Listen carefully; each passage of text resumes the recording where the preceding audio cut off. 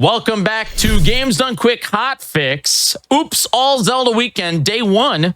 We still got a whole other day of this, so you all better be here or I'll be upset. So definitely stick with us here. We have a jam-packed schedule tomorrow, as well as of course today. I hope you all enjoyed the runs.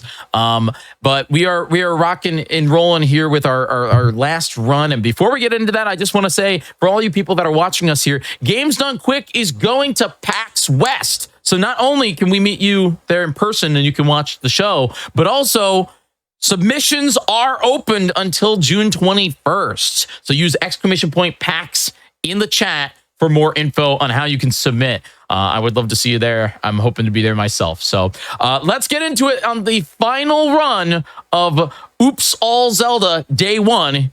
Here's Pippi in a top hat and Gymnast with Skyward Sword any percent.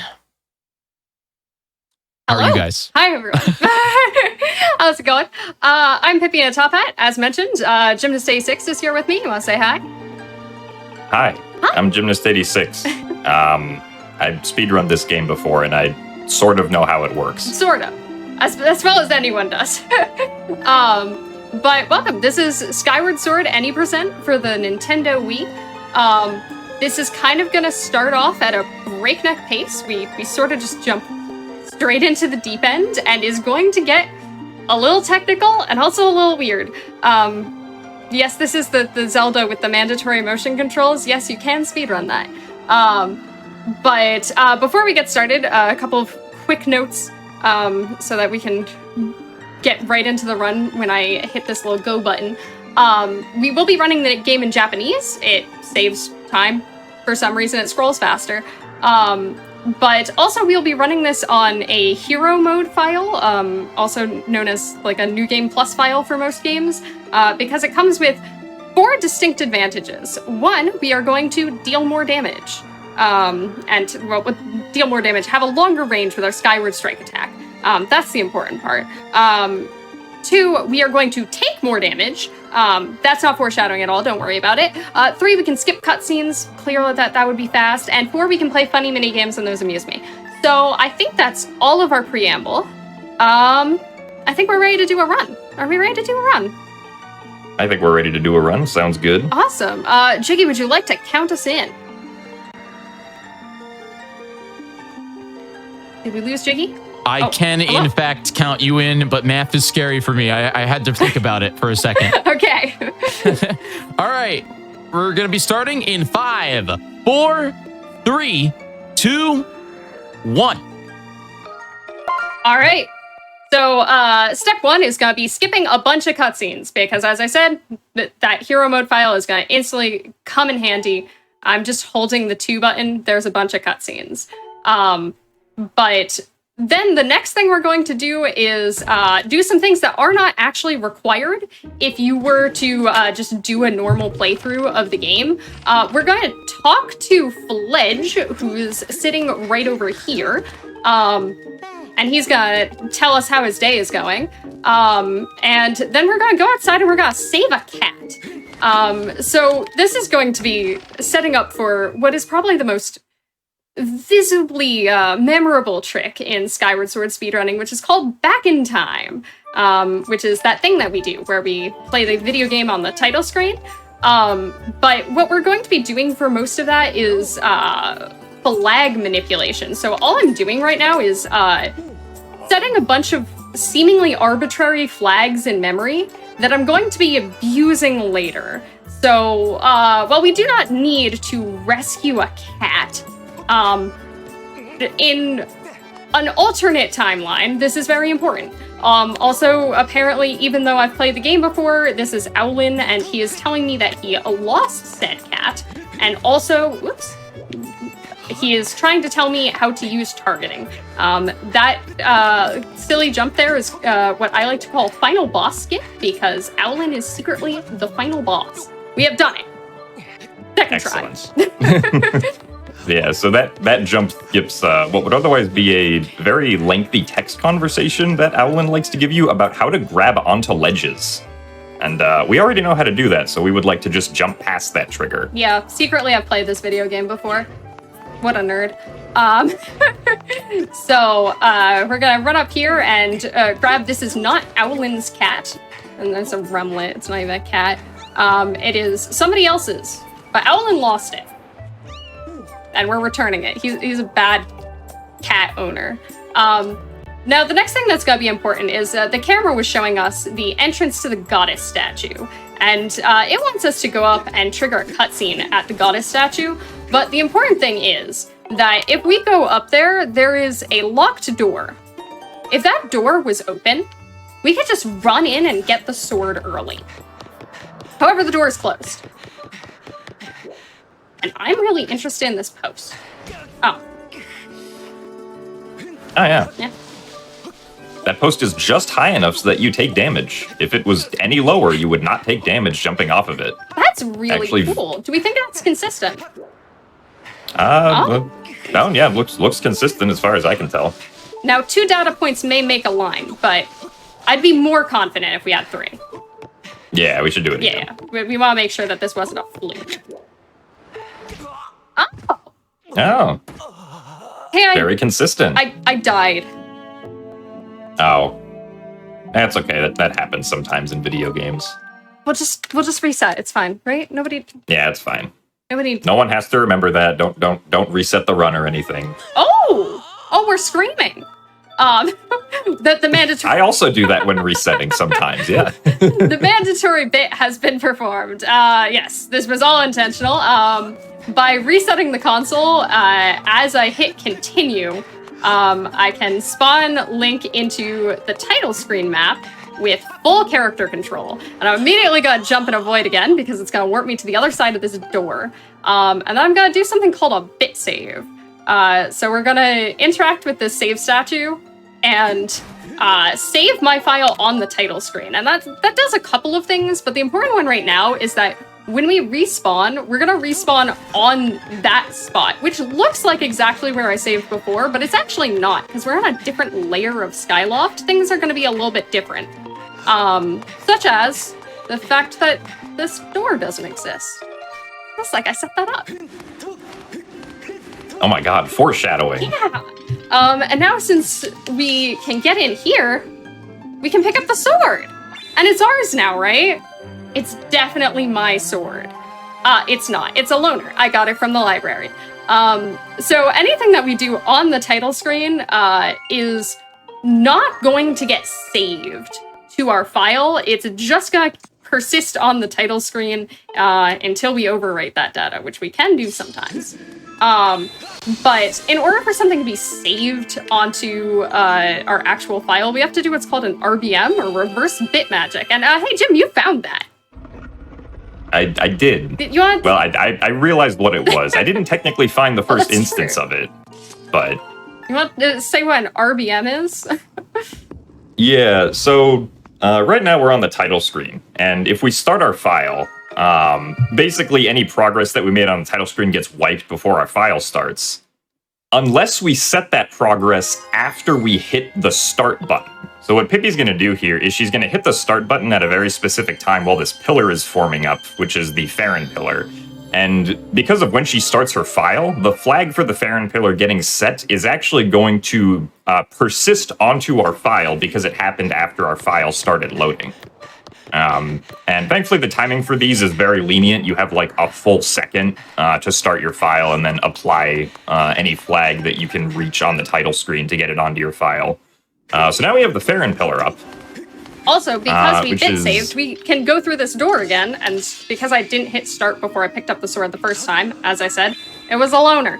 But now it's actually mine. There's no title screen in the way. This is mine. I'm keeping it. Yeah, so we also just straight up skipped the practice sword. Yeah. We're not going to get it. This is actually the only sword we will be getting throughout the entire run. It does pitiful amounts of damage and is very short. It does not have a lot of reach. Ooh, there we go.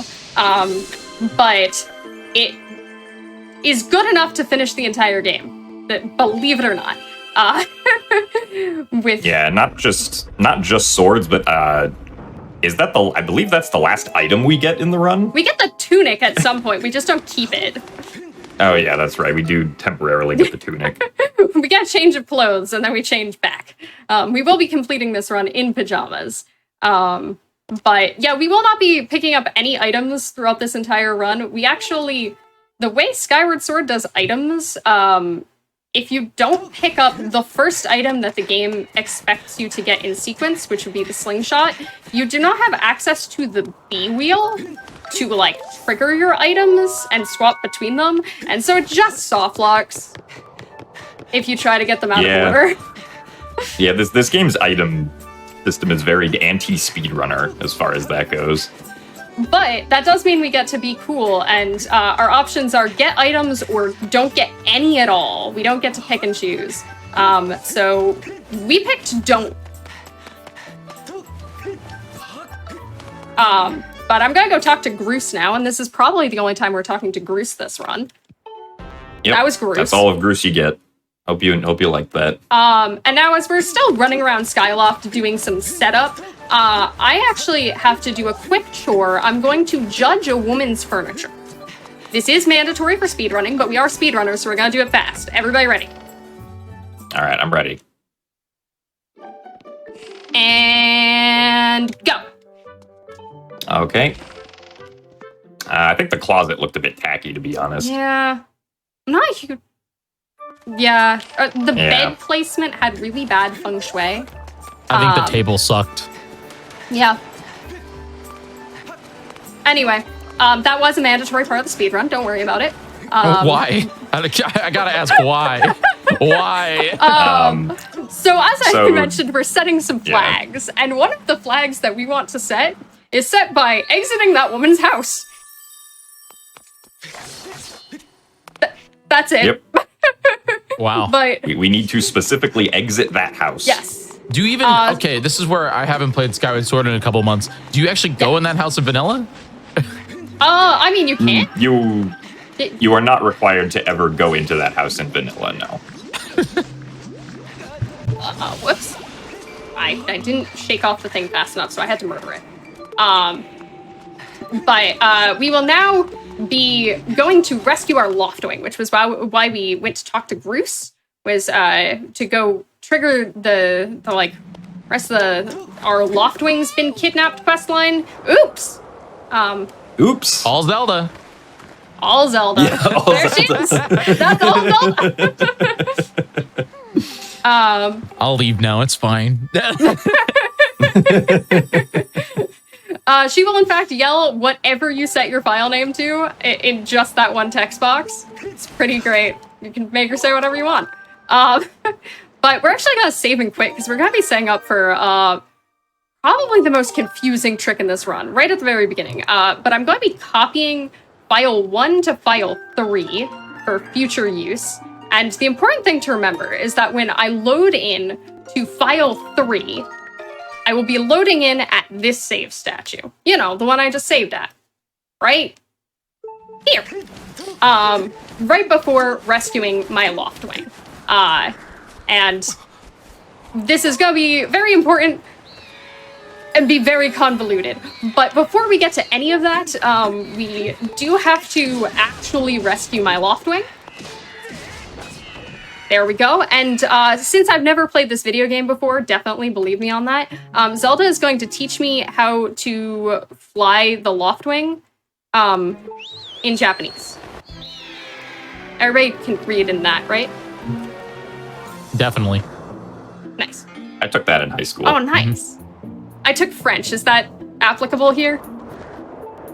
Only in Breath of the Wild. We found that out today. Breath of the Wild is in French. But the next thing we're going to be doing is something called Wing Ceremony Cutscene Skip. And I only get one shot at it before I have to go to a backup. But it is a 2-frame trick, and it only loses a couple seconds if we don't get it. But it's really funny if we do. Also, I can smash into Zelda with my bird. Jim, you want to explain Wing Ceremony Cutscene Skip while I get distracted by doing the trick or trying to? Yeah, so This game has a save prompt functionality after certain scenes that happen. So right here, there's a save prompt that's going to pop up. And right after the save prompt, the game is supposed to trigger a cutscene before the wing ceremony. But we actually get control of Link right before the cutscene starts. And there's a 2-frame window that you have where you can side hop out of the cutscene trigger and then just skip the cutscene, which is, useful, saves like a minute. In this case, though, we have to load a backup instead, but it's okay because this backup is very funny. It is. The backup is very funny. The backup is going to play Donkey Kong. So I've never played Donkey Kong before. I assume that this is how you play it.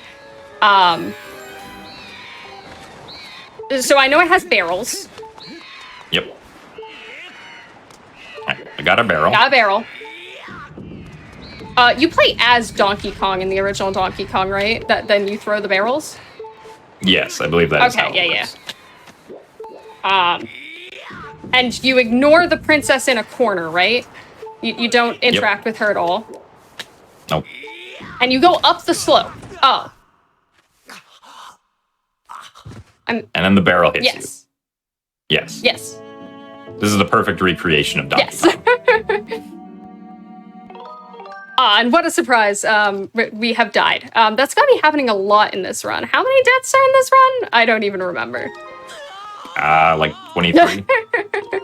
But also, yeah, this sequence right here is the most complicated, or at least one of the most complicated back-in-time sequences. We're gonna be doing a trick called a file dupe.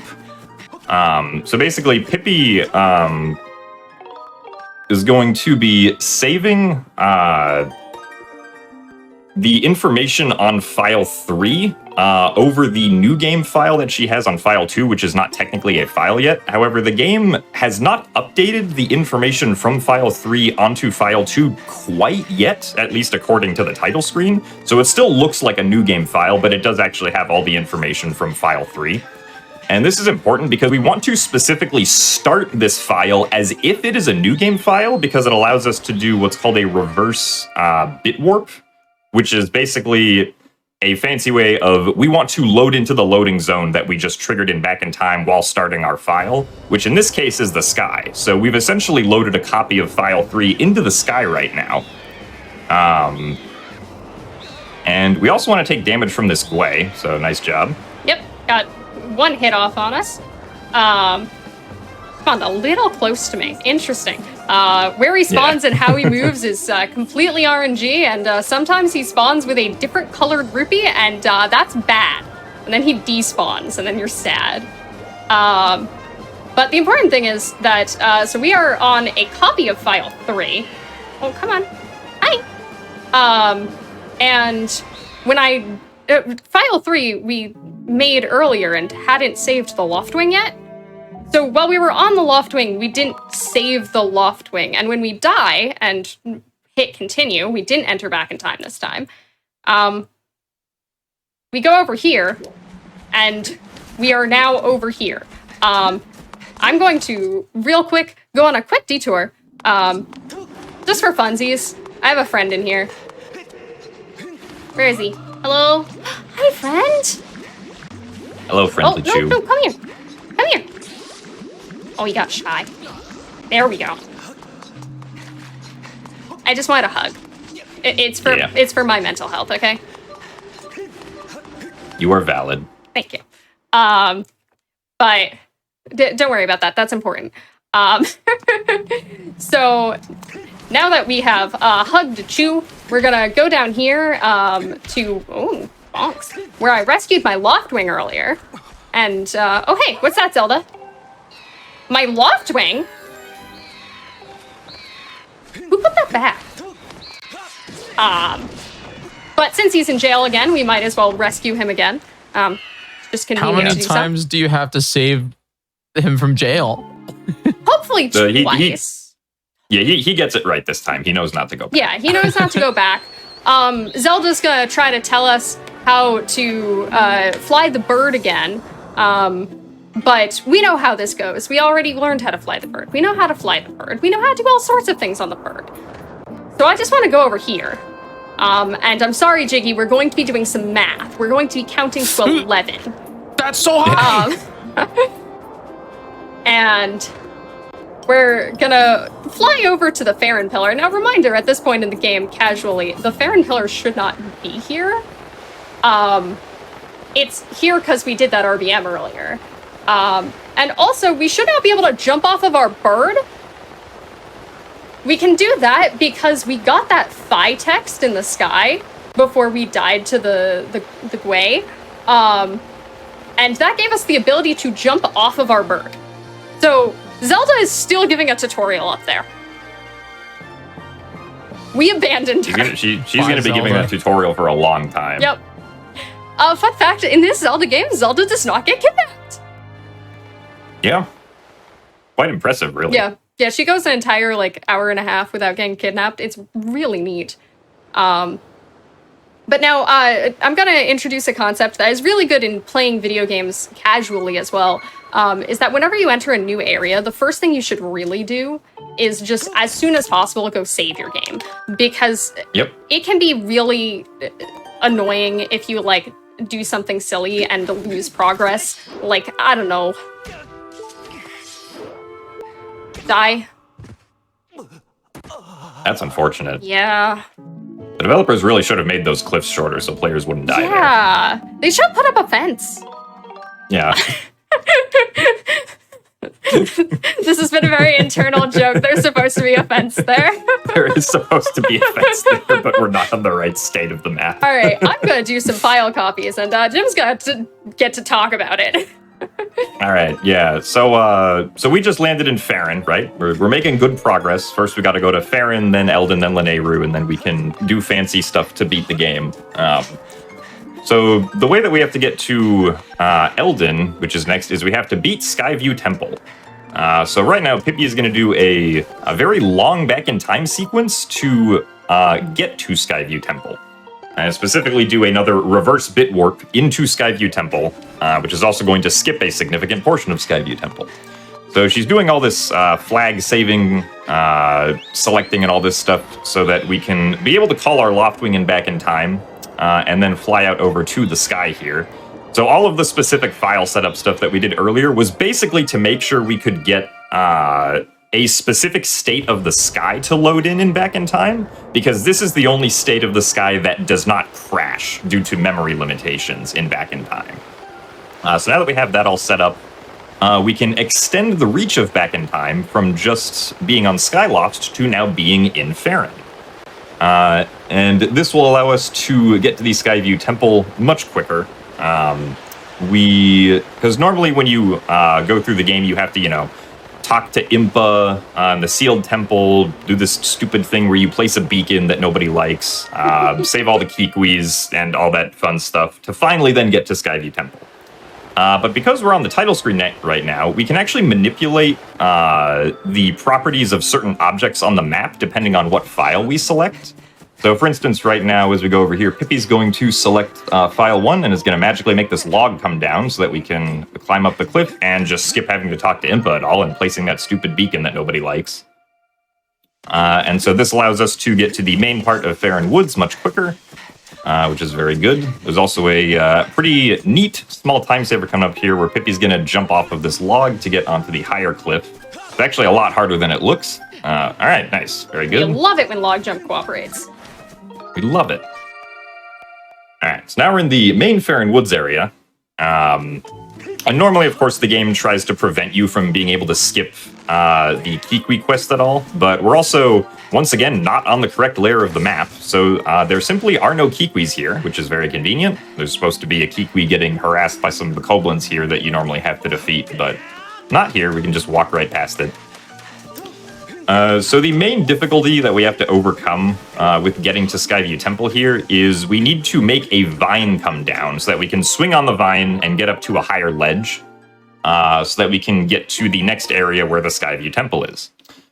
Unfortunately, the vine is not down, so we have to save at the statue there and then reload the map with a file that has the flag for that statue being down active. And if you remember earlier when we judged a woman's furniture and then exited her house, this is the flag that's used for. It's to bring that vine down. So legitimately, thanks to judging furniture, we can continue the run. Thank goodness. Yep. All right, so we reloaded now. The vine is down, so Pippi just has to walk all the way over there. And then she will be able to enter into the deep woods. Also important to note that if I press file 1 and face in certain directions, it'll automatically start a cutscene. This is very funny. If it does it twice, we don't quite soft lock, but soft lock our actual ability to move the character, and now we just have a creative background for the title screen and cannot traverse anymore. So we're not going to do that. Hopefully, don't want to soft lock. Yeah, it wouldn't be good.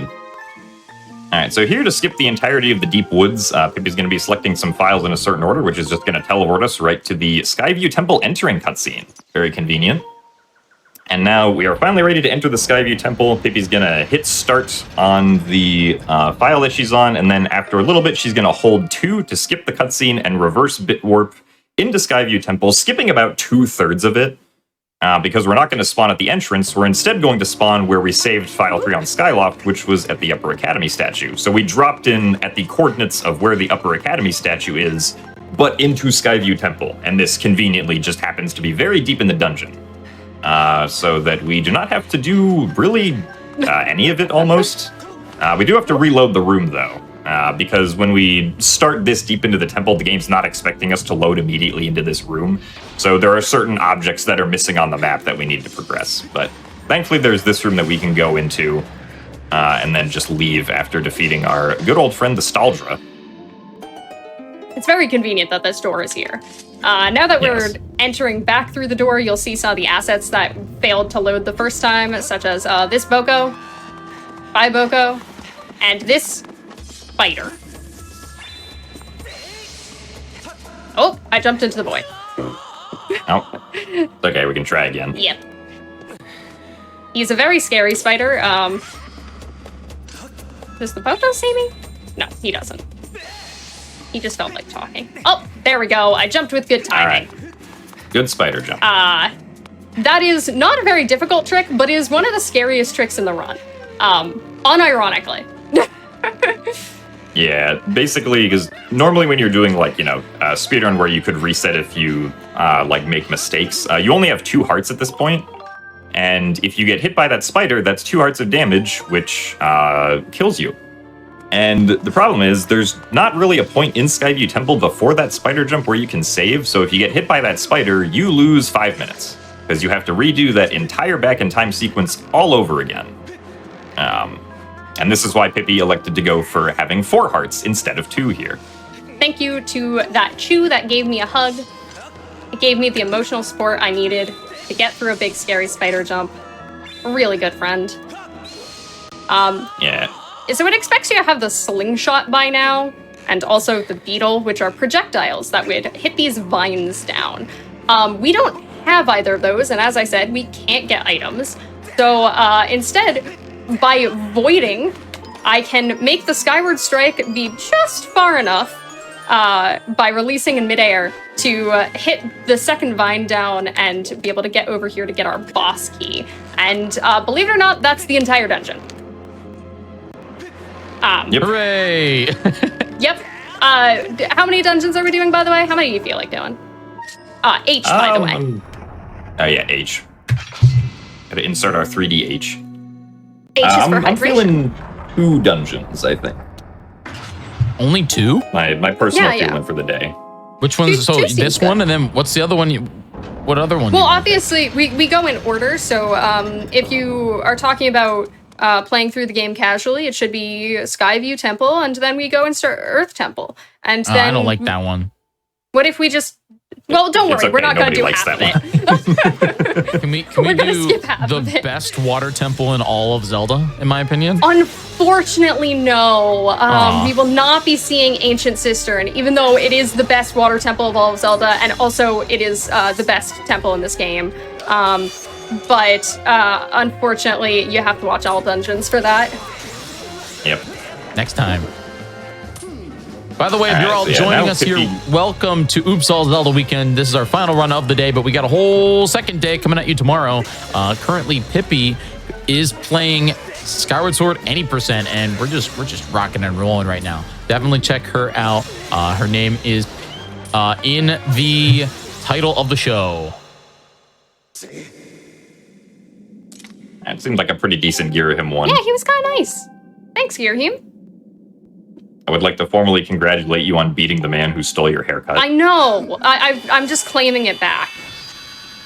Like, I definitely had this haircut first. When did this game come out? 2011. Nobody needs to look at my high school yearbook photos. I definitely had this haircut first. Don't question me, okay? But yep, that is our first boss done. Oh, did you want to get the heart? Nah, it's fine. No, We don't need it. The heart would be safety for a later trick, but we don't get to keep it until the end of the game. We only get to keep it temporarily, because we are actually on file 3 right now, because that is the file I hit start on when I entered Skyview Temple on the title screen. So we are on file 3 right now. However, it is tradition that we end speedruns on the file that we started on, so we will be ending the speedrun on file 1, and we'll be transferring our progress at some point.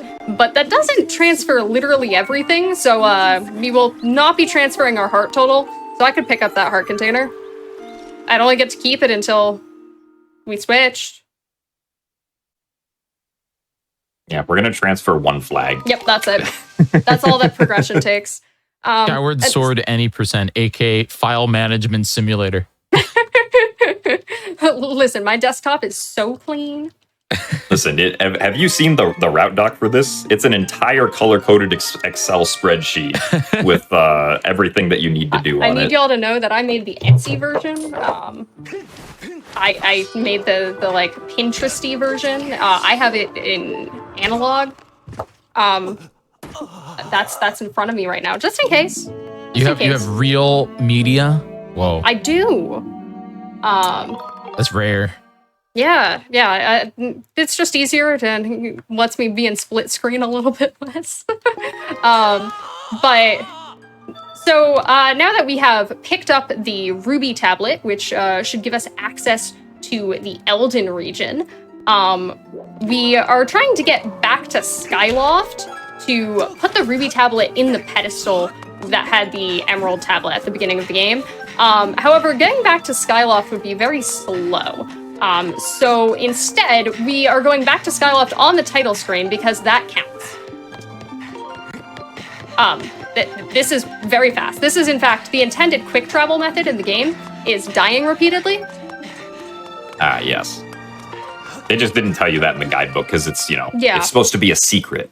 Yeah, that's the pro strat. But I once again did a reverse bit warp. I started my file and then entered a loading zone. And as you'll note, it took me off the title screen. It put me in the actual file 3 statue, which file 3 was the file that we picked up the Ruby tablet on. So we can place the Ruby tablet and watch this pillar of light form up. You get to see the full animation this time without a title screen in the way. I know it's a very nice treat. And afterwards, we're gonna get to watch a cutscene. Wow. This is my favorite cutscene. I've seen cutscenes before. It's stuck. It will never progress. It just gets stuck there. That's one of the reasons why we do this on hero mode, is because that is a soft lock. And being able to skip the cutscenes lets us just skip the soft lock. But now that we have finished on Skyloft, we are going to go to the Elden region to go to Earth Temple, because that is where Earth Temple is. But getting there is slow, so I'm going to use the intended fast travel system in the game. You might be wondering why this is faster when it does just put us back on Skyloft. We're not going to the intended beginning of the Elden region. That would be slow, And we'd have to do a bunch of like magma stuff. What? I'm sorry. I'm laughing at every time the yelling. You know, Yes. the yelling every time. Oh, Because you don't have the sailcloth yet, right? Technically, you don't have this. We do not have the sailcloth, and we in fact will never get the sailcloth. This is relevant. We take damage every time we fall more than a certain distance. This will remain relevant until the end of the run, that we do not have the sailcloth.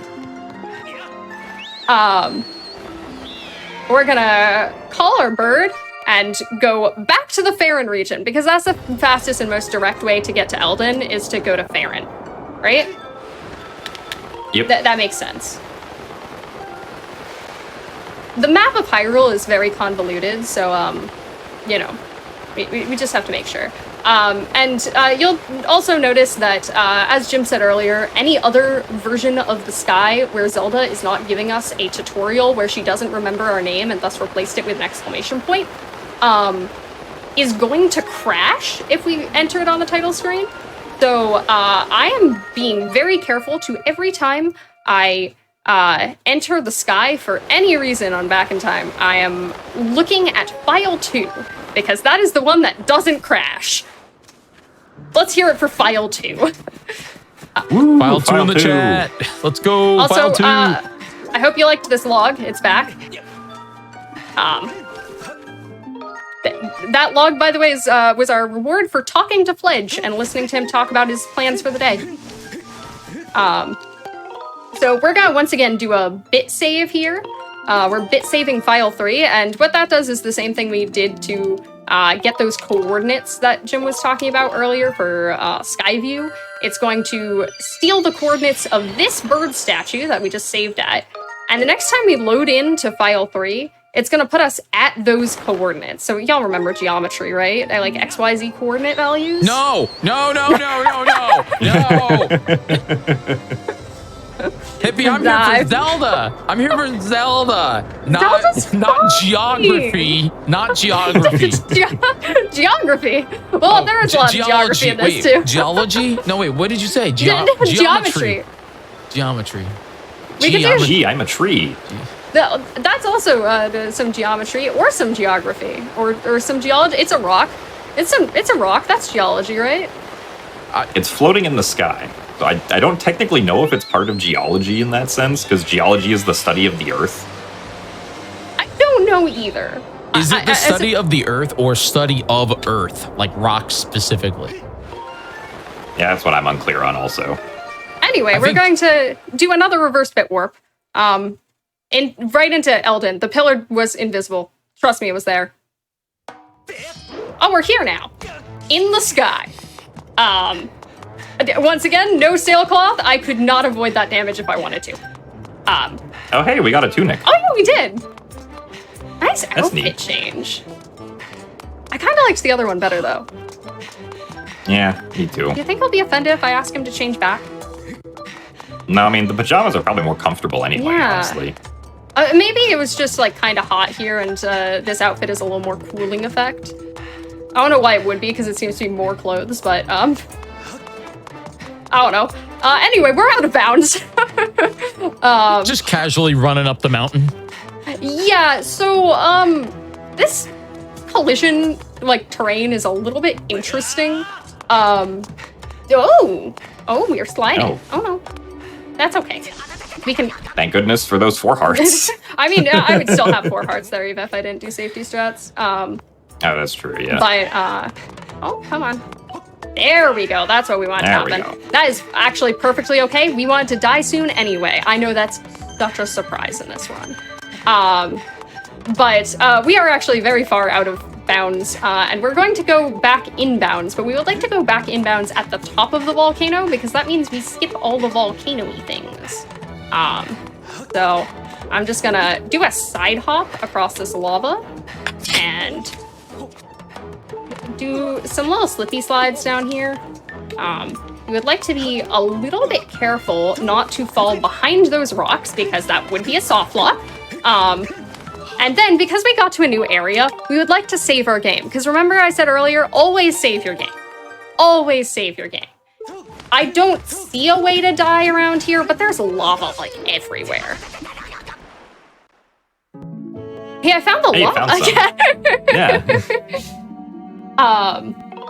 So the game right now wants us to use the digging mitts, which we definitely have. Don't worry about it. And go dig up 5 key pieces to open the door to Earth Temple. We're not gonna do that because we have magic. Instead, why don't we just set the flag for the Earth Temple door being open and then just walk in. That sounds faster, and like it includes less digging and items we don't have. Yeah. It also includes a nap, which is my favorite part. Yeah. Remember, everyone, sleep responsibly. Get your nappies when you need them. Link did put back on his pajamas for the nap. It's very important. He put up back on his pajamas. And then he put back on his clothes when he woke up. And then he heard us talking earlier about our thoughts on his clothing.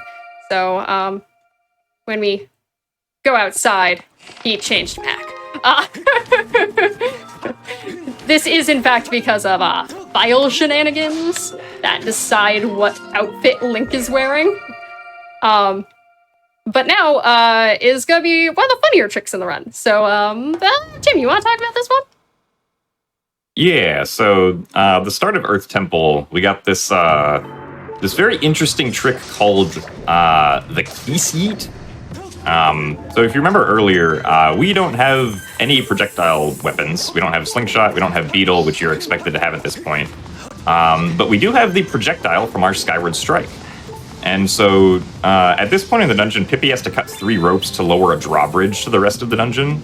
2 of these ropes are on the ground, so we can just, hit them with our sword regularly.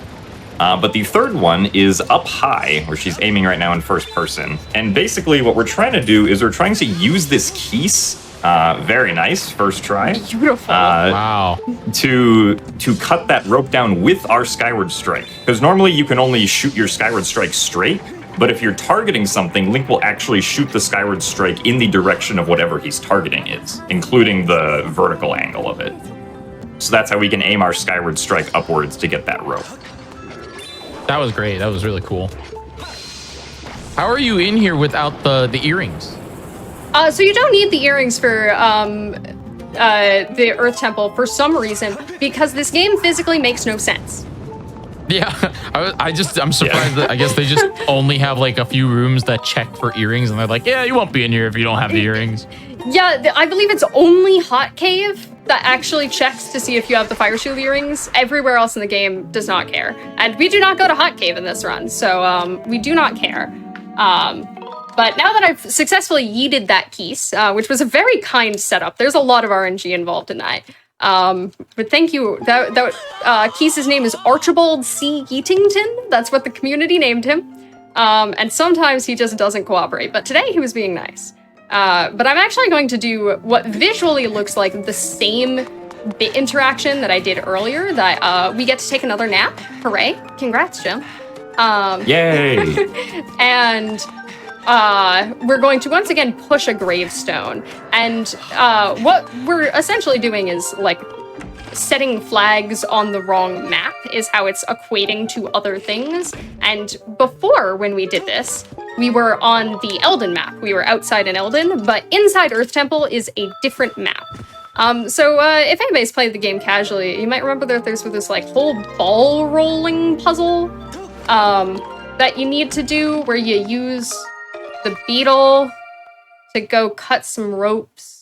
And you use bombs to like blow stuff up. And I don't have items. And that sounds long and boring. And why would I do that when I can raise the bridge? Just on my own. I'm so strong.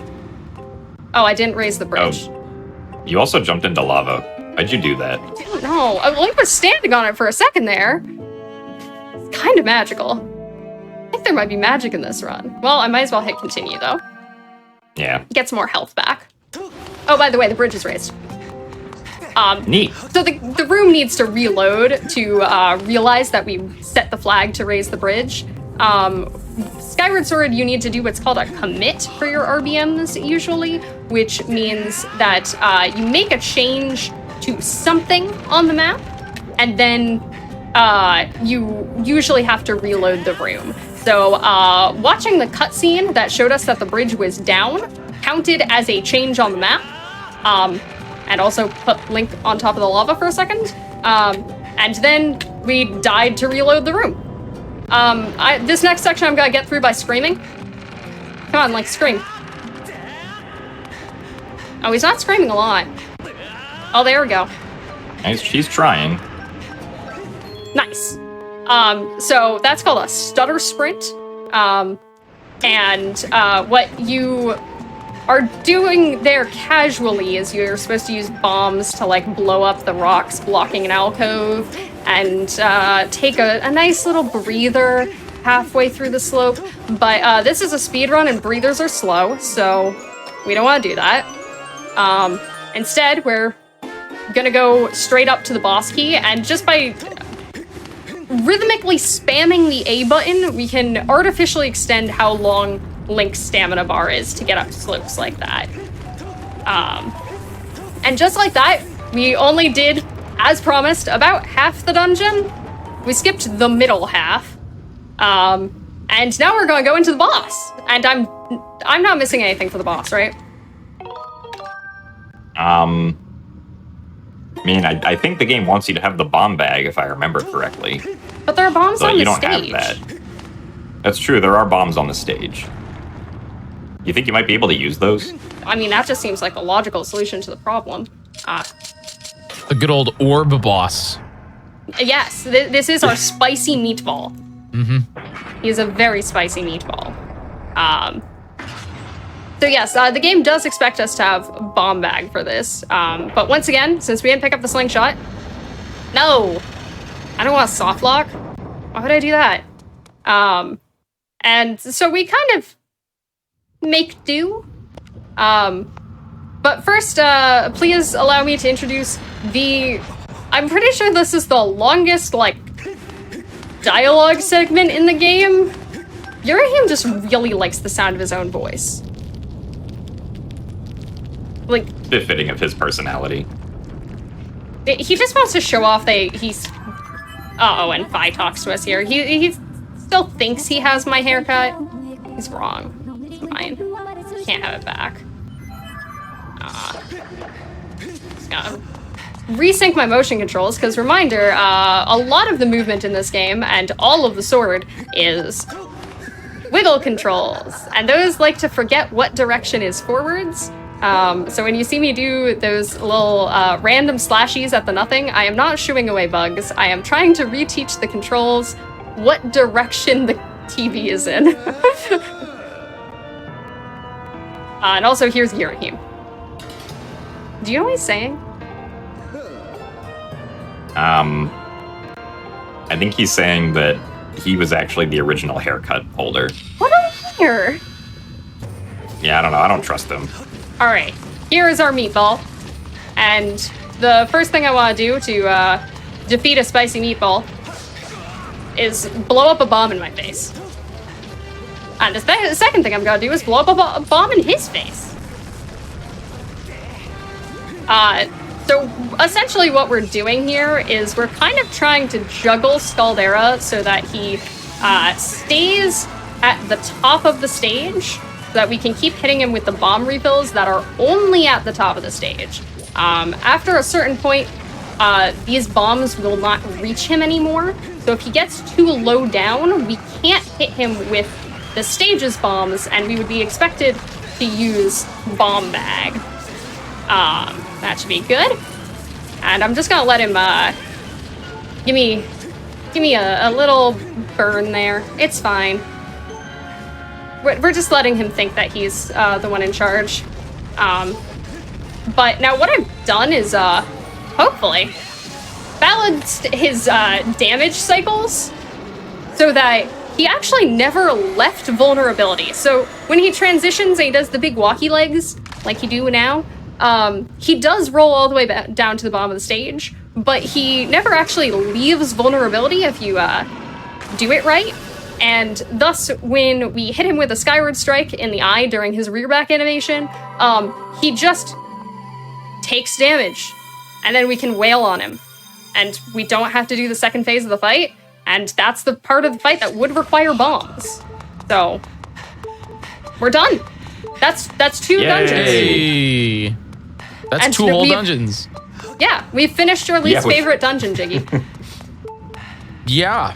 Well, actually, I was corrected by chat. This one is not my least favorite. It's the one with the frog face. That's the one. Fire Fire Sanctuary. Yeah, which is also the one I think you need the earrings for. This one you Yes. don't need the earrings for. Yeah. Yes, Yeah. Thank you Fire for that Sanctuary, correction, chat. I will have y'all know, again, we will not be seeing it in this run, but Fire Sanctuary is a really great dungeon in a speedrun context because it's so broken. It's just really broken. Yeah, I like breaking things. But anyway, we have struck the crest at the end of our second dungeon, which means that we have picked up the Amber Tablet, which should give us access to Lanayru region. And oh, I did not mean to hit save and quit. Thanks, Analog Glitch. We do not need to save and quit there. That actually does not affect anything, though, because I am immediately going to go back inside of Earth Temple. Don't worry. I have a plan. It involves a bird. A couple of them, actually. The first one is this bird statue. Because I'm going to resave my game. I didn't want to save it outside. I want to save it inside. I don't need a bird statue. I have an amiibo. We do not have an amiibo for this version, amiibo. unfortunately. Now, instead of quitting, I am going to, once again, activate our fast travel system. And now I said earlier that we did both of those dungeons on File 3, which means File 3 has the Amber Tablet as an item. But we would actually like to finish on File 1. So we're going to load our inventory into the title screen by picking up $5. I bet you didn't know that that's what $5 does. Ooh, I love for a $5. whole inventory? Yeah. It's a sweet deal. Yeah, it's really discounted. Beetle is so upset about it. Yeah, we're knocking Beetle out of business with that one. And now we're gonna do pretty much the same thing we did at the beginning with the Emerald Tablet, and we're going to RBM the Amber Tablet being placed onto our File 1. Now, the game is a little confused, so this is Invisible Idaho. Don't worry. What? Fine. Link just placed an invisible item. It exists. It got placed. You saw him do the motion. And then exactly like we did before, once again, the timing windows are actually very lenient, which is very kind since we do them multiple times. And now we actually stashed where we wanted this file to be a long time ago. So we left File 1 for safekeeping during that first very long bit interaction where we went to Faron for the first time on the title screen. We stashed it in Faron and just left it there. And now that we have the Amber Tablet on File 1, we're going to use that to get to the sky. Because very importantly, File 1 cannot call our bird. It automatically calls the bird when you leave a pillar, which is how we're on our bird. But if I were to jump off of the bird, I would void infinitely. Because I can't call the bird.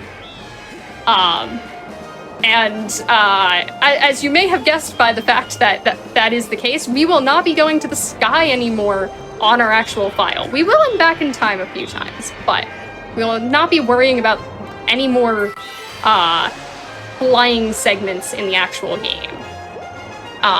But this is our third and final area of the game, and we are not going to be going straight to Lanayru Mining Facility, which would be the third dungeon in the game casually, because it's boring and I don't like it.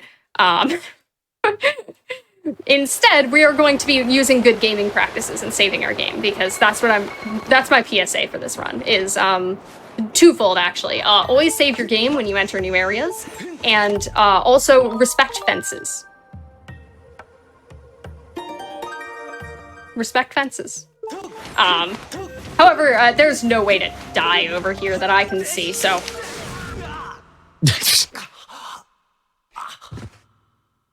It was hiding behind the little lip there. I didn't see it coming. But now we're going to, once again, be taking a venture out of bounds. So we've done a couple of reverse bit warps, which implies that there should be a not reverse bit warp, right? Yeah. I think that's how that works. So we're gonna do one of those. Jim, you want to explain the difference for us? Yeah, so a reverse bit warp is where you start your file and then enter a new area to load yourself into the area that your file is saved at. The area that you travel to back in time, but with the coordinates of where your file is saved. This is the opposite. We're going to load into the area our file is saved at with the coordinates of back in time.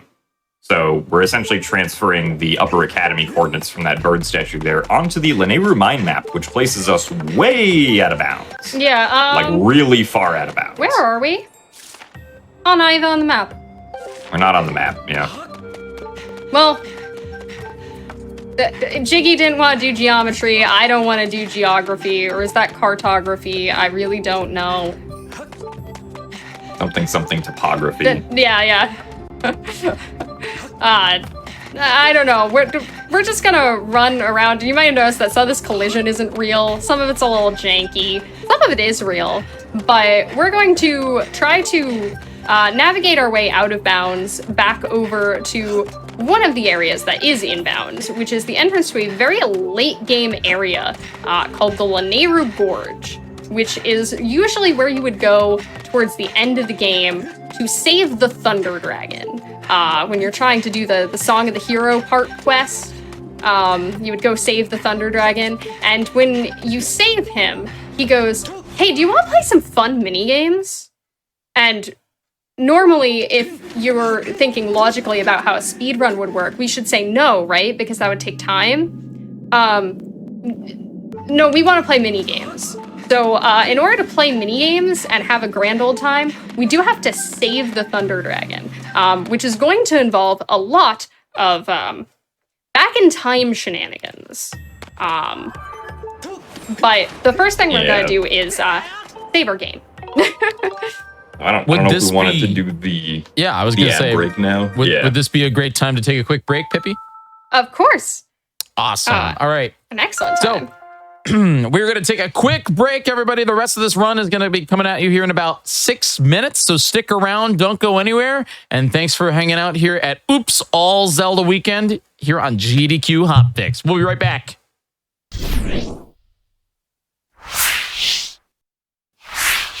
Welcome back, everybody, to Oops All Zelda Weekend here on GDQ Hotfix. We are continuing the Zelda Skyward Sword any percent here with Pippi in a top hat and gymnast. Ready to rock and roll? Let's do this. Do I count us back in? All right. In 5, 4, 3, 2, 1, and go.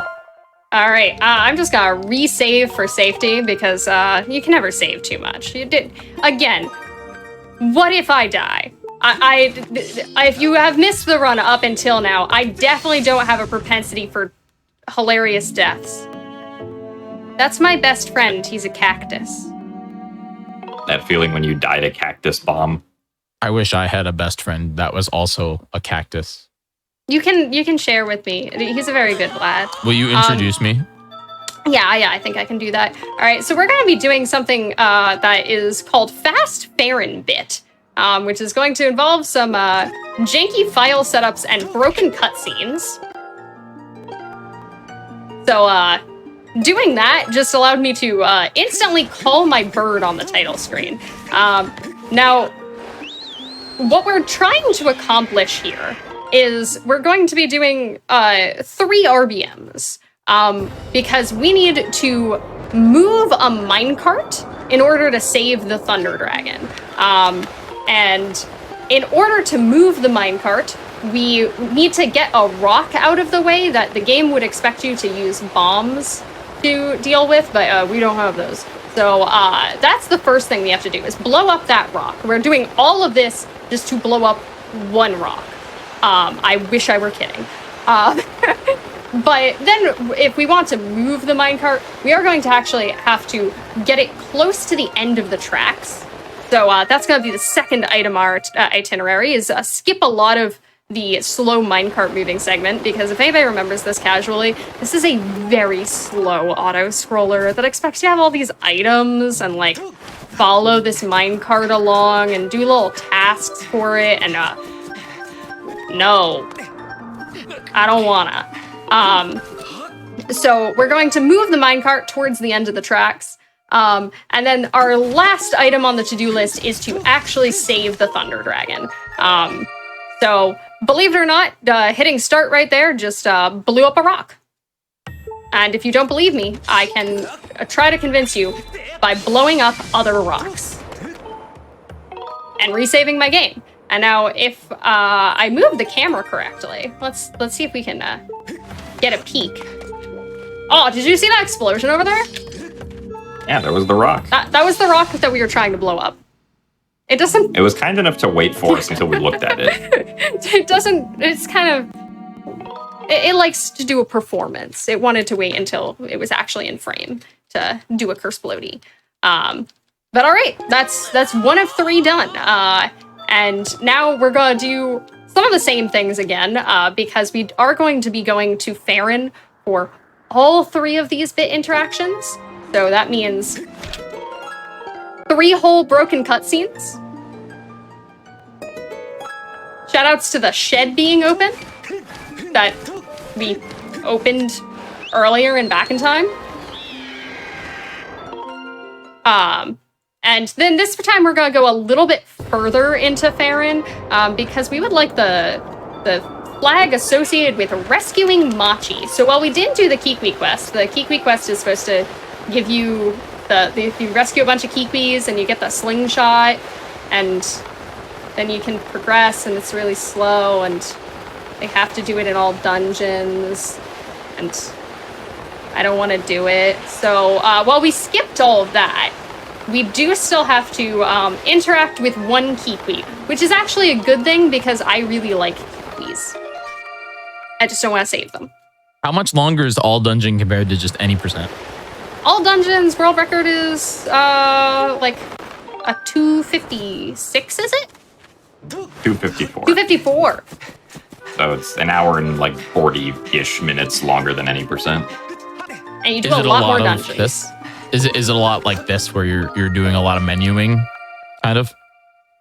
Yeah, a very significant portion of it is menuing. Not, it doesn't take up like as much of the total runtime or as much of a ratio of the run as the any percent speedrun does. The any percent speedrun, also a nice log. The any percent speedrun spends 30% of the run on the title screen. All dungeons is like less than 10%, I believe. Yeah, there's a lot more dungeon movement. You have to like use items and stuff. Ooh, wow. I run any percent because I don't know how to use items. Oh, come on. Where's the cutscene? All right, so now we are on the correct layer to see these Bokos accost this poor Kiwi. Oops, I missed one of them. Hey you.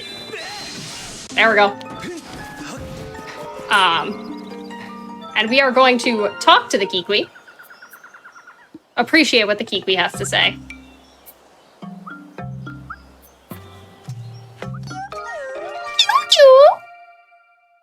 And then stop talking to the Kiwi. I speak Kiwi, if you didn't know. Now you know. Oh, that's what you secretly took in high school. Exactly. You thought I was taking French. I should have been taking Japanese, but it's okay.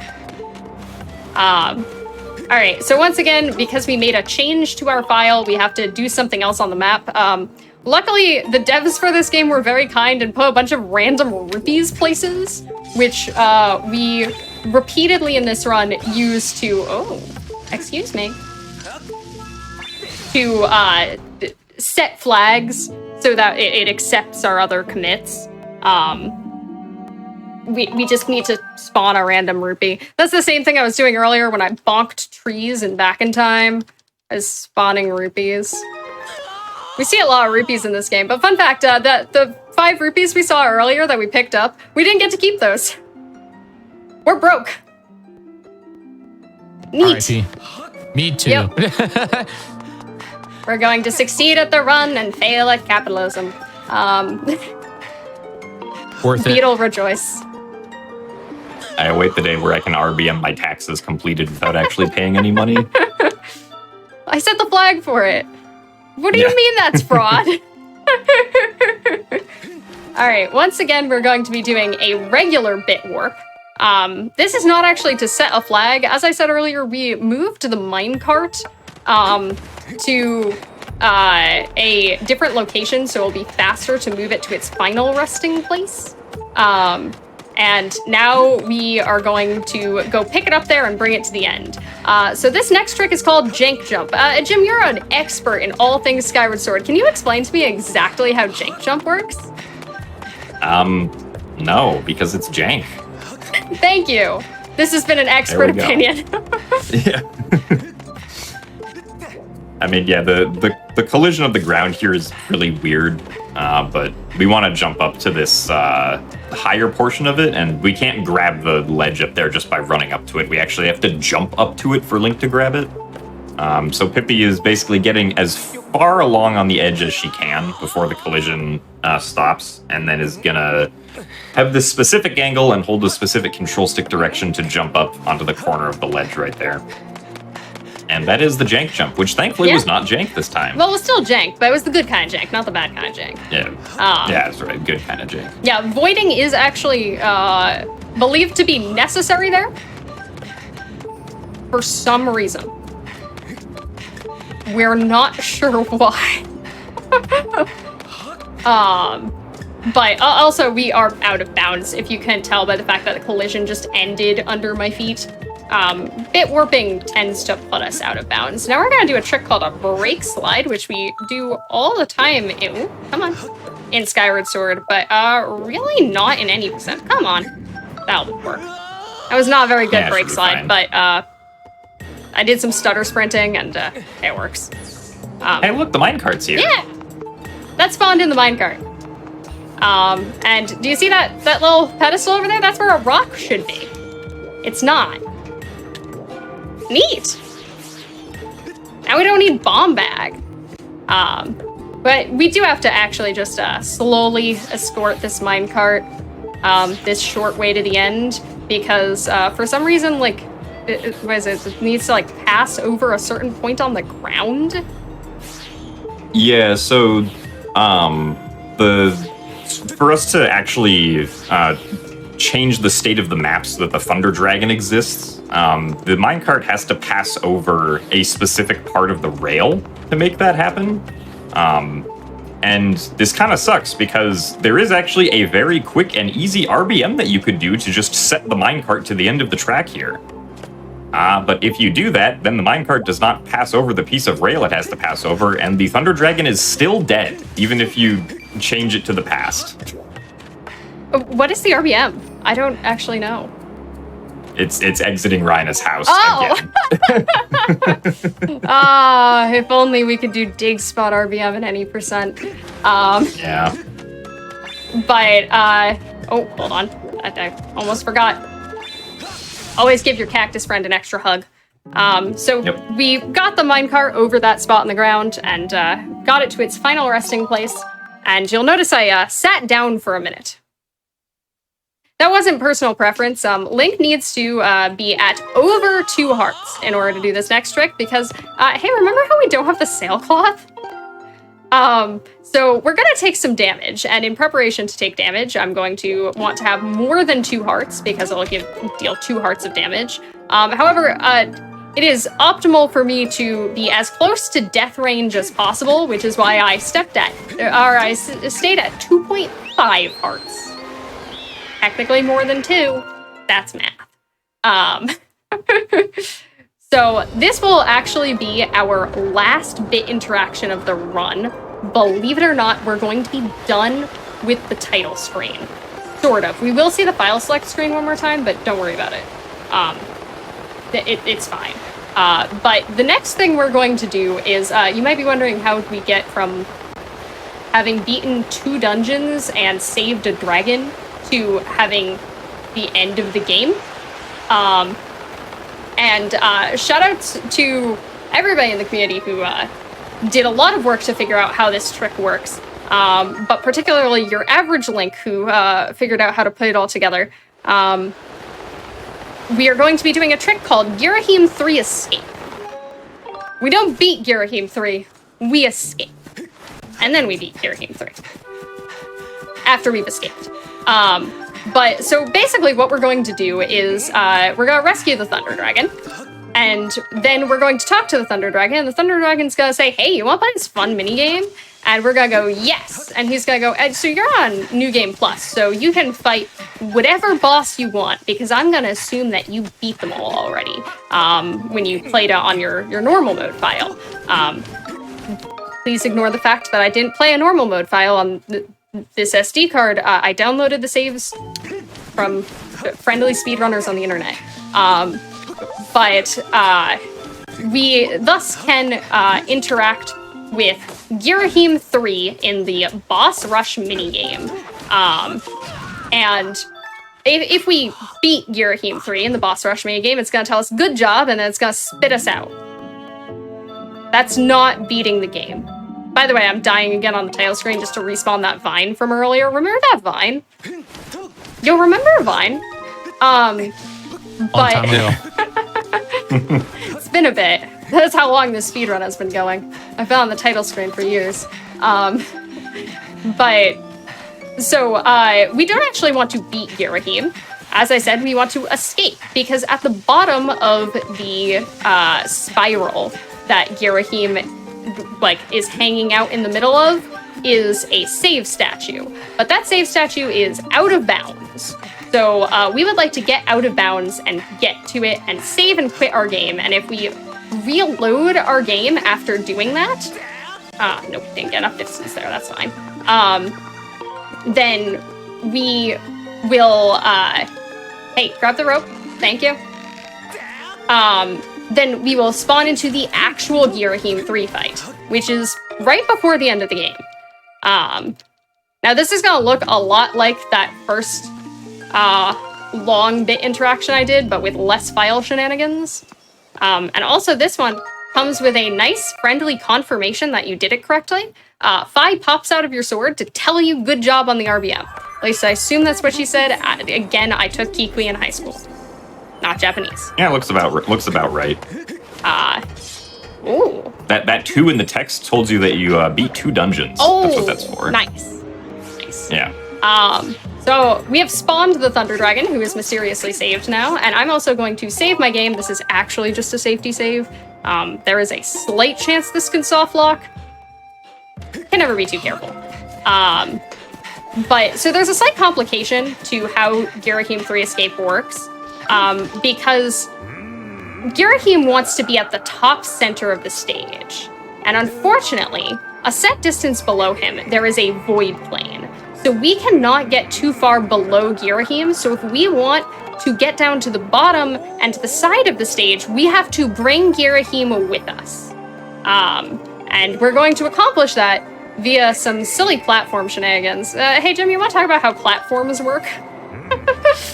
Yeah, so Girahim 3, the first part of the fight takes place on this, shiny orange platform that's hovering in the air. And if you fall off the platform, it's supposed to respawn you on the platform.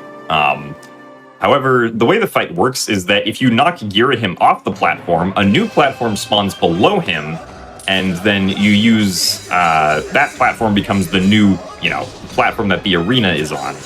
So as Pippi knocks him off here, the new one forms below him. He's now lower, and then you do, normally you do the final blow there to advance the fight, but we're just gonna wait. Yep. Normally if you do that, the platform that Girahim is on will then move to the center and back up so that you stay in the same spot during the fight.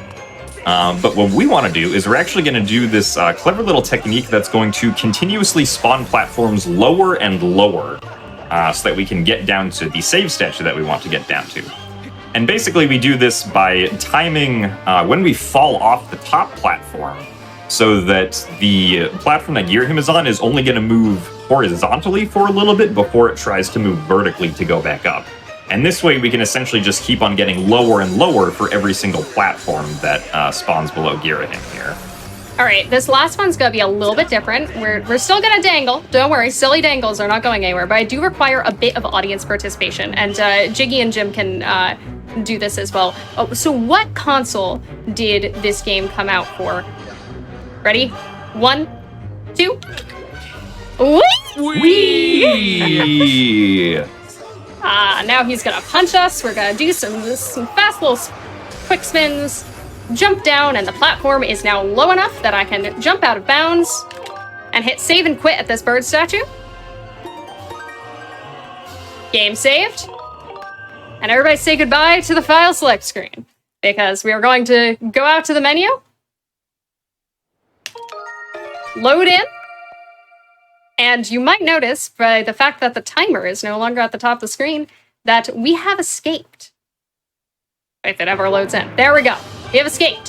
However, we're out of bounds and I want to be inbounds, so we're just gonna. Hey, Link? We're gonna do a little slippy slide. Oh, there we go. Up the wall here. Link. Oh, no, okay. What side of the wall do we want to be on? Link. Link. Hey. Get in bounds. Out of bounds is actually very bad. There you go. Just kidding. Inbounds is really boring. I want to be out of bounds again. So there also just is a crack in this wall. Yeah. So fun fact, there's an invisible wall right here. Yeah, that's why we can't just run over here from where the statue is, because there is just an invisible wall right there. Yep. That is double-sided. Yep. So we have to go back in bounds with that fun little butt slide, and then out of bounds by jumping through a fence that has a hole in it. Respect fences. Respect this gap in the fence. And now we can't find Girahim. Girahim is actually very much up and inaccessible, but whenever I can't figure out the answer to a problem, I try getting in some cardio. So, Nope, you fell through the floor. there was a hole in the ground. Yeah, that was weird. I found Girahim in the hole, though. Oh, that's convenient. Yeah. But he is out of bounds with me, and I feel like he might want to be inbounds. Or at least... Yeah, I think it's best to get him back in bounds where he's comfortable. We care about Girahim's comfort right now, okay? We want him to be in the comfiest place possible for when we stab him in the chest. Or the foot. Or in the leg. Yeah, no. Link did not want to grab the edge there. That's alright. So we cannot deal damage to Girahim while he's out of bounds, or else the game will crash. It doesn't like that very much. Oh, there we go. That's the ledge. Now you'll notice that Girahim is kind of sliding. Oh, and is doing some poppies. You still have the Knight Sword, don't you? You don't have the Master Sword. Does it? Oh, yeah, no, we don't get any more swords. This is the Goddess Sword. Oh, okay. This is the Goddess Sword. It's the babiest sword. We call it the toothpick. It's the babiest sword that you can beat the game with. Now, I'm going to attempt to do the hardest trick in the game. That's not a joke. If I don't get it, we'll just do some backups.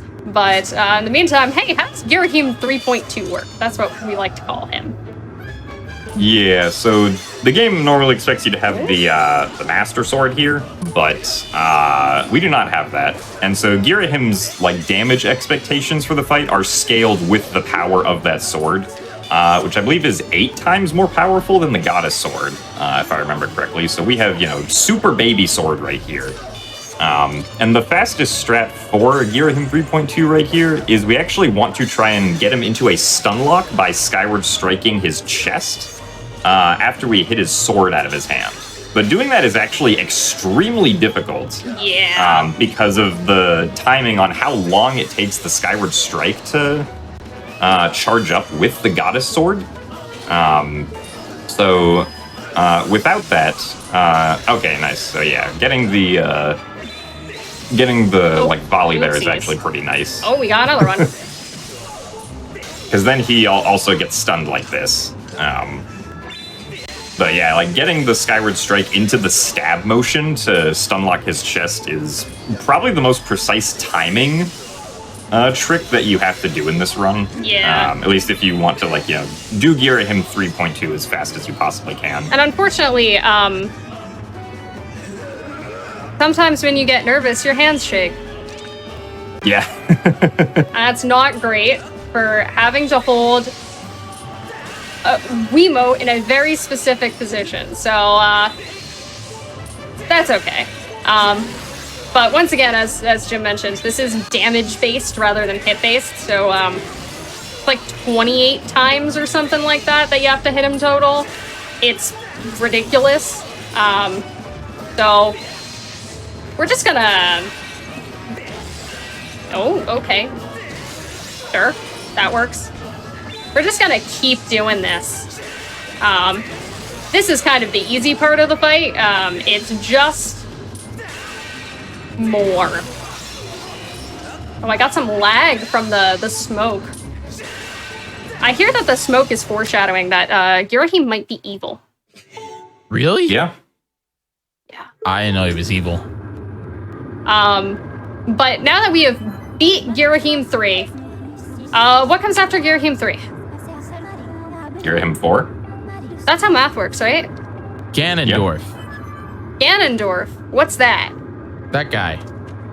No, this is Demise. Who? This is Demise. I don't know who that is. I don't either. I know we Yeah. have to beat him, though. Looks Luckily, like he's Ganondorf to me. Yeah, luckily he's hit-based and not damage-based, so... Yeah, thankfully the only disadvantage that the Goddess Sword gives you in the final fight is it's just shorter, so you have to get slightly closer to Demise to actually deal damage to him, but thankfully you don't need to deal a ton of damage. Yeah, that was the hard part right there. Yeah, you just absolutely went crazy. Wow. Claps in the chat for that one.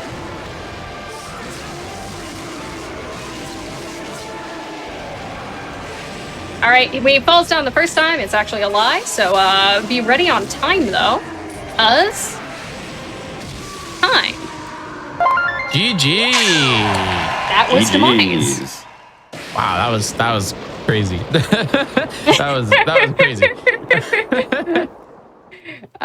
Yeah, just kind of cut straight through him. May I ask, what was my final time on that one? Because I do not have a local timer running. That was, I'm just waiting for a 1:18:15.5. I will take it. I will take it. It's not gonna PB, but that's decent. I'm here for it. Pretty great. We have destroyed Demise. But thank you everyone for coming on this journey with me. I know we skipped some parts, and we also turned into a comp sci lecture occasionally. It's fine, don't worry about it. We're definitely allowed to do those. But thank you everyone so much for watching. Thank you so much, Jim, for joining me on comms. It's always fun to do comms together. Thank you so much, Jiggy, for having us on. And once again, shout outs to all the great people that put this run together. If you're interested in Skyward Sword speedrunning, there's a lot of great people who've done a lot of work to make this run possible. There's other categories. It's not as bad as it looks. It's actually really fun and cozy. But particular shout outs to Your Average Link, who found Girahim 3 Escape, and our routing gurus, Pepernicus and Azer. And I think that's everything I had to say. So thank you so much. Awesome. Thank you so much, Pippi. Everybody in the chat, please go follow Pippi at twitch.tv/Pippi in a top hat. The chat message is pinned, and then she's also in the title of the show. Go give her a big old follow if you wanted some more Skyward Sword content. Because you do a lot. You don't just do any percent. You do like randomizer and all that stuff, right, Pippi? Yes, I really enjoy the randomizer. Co-op randomizer is my favorite. It's great. We do all dungeons, whatever we're feeling. So Skyward Sword's a fun time. Awesome. Well, thank you very much, and thank you to Gymnast. We're going to see Gymnast tomorrow, so definitely excited to see the Twilight Princess run. But thanks again, Pippi. I really appreciate it. Awesome. All right, so everybody, that was it for Oops All Zelda Day 1. Day 1 is done, but we will be back tomorrow. We got some awesome stuff going on here on the Games Done Quick channel. So if you're not already following that, you should. If you're watching right now and you're not following twitch.tv/GamesDoneQuick, what are you doing? We actually have next weekend our annual Juneteenth celebration.